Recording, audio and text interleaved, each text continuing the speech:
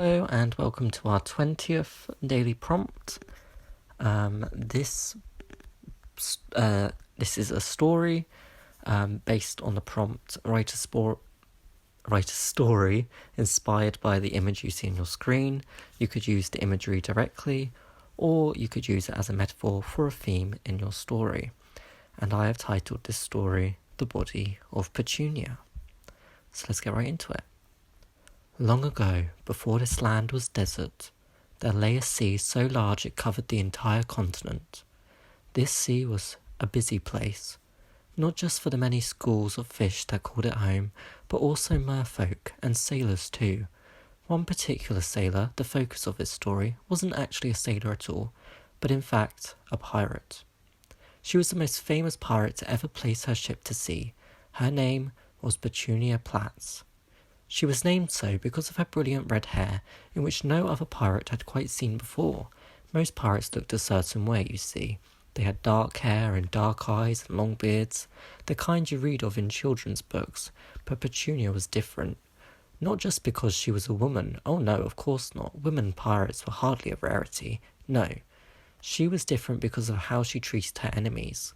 Most pirates would gut them like a fish, or more unoriginally, make them walk the plank. But our dear friend Petunia, she would treat them with nothing less than the kindness and respect any living being deserved, and this was something even the most heartless of pirates could respect. As you can imagine, a sea doesn't become a desert overnight. The Great Drought, which wasn't so great I might add, lasted an admirable 57 years. In this time, not a drop of rain fell from the sky. The air became hot and humid, and the ocean began to dry up. During this time, Petunia spent every day she could guiding sea creatures and people who lived off the ocean to more prosperous waters. She even helped many fellow pirates find better waters to terrorize, as she believed all creatures, no matter how good or bad, deserved an equal chance to live.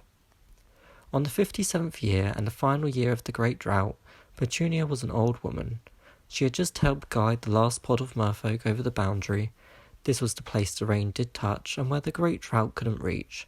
After helping these merfolk, Petunia saw a cast of crabs scuttling around, struggling to find deeper waters. Petunia turned her ship to them, brought them on board, and as the last of the water began to dry up under the ship, making it harder and harder to sail through, Petunia resorted to throwing the crabs to the merfolk, before her ship became stranded in the sand. And as the boundary grew further and further away, the ship remained, and that's why its skeleton remains here, and why we call these lands the Body of Petunia.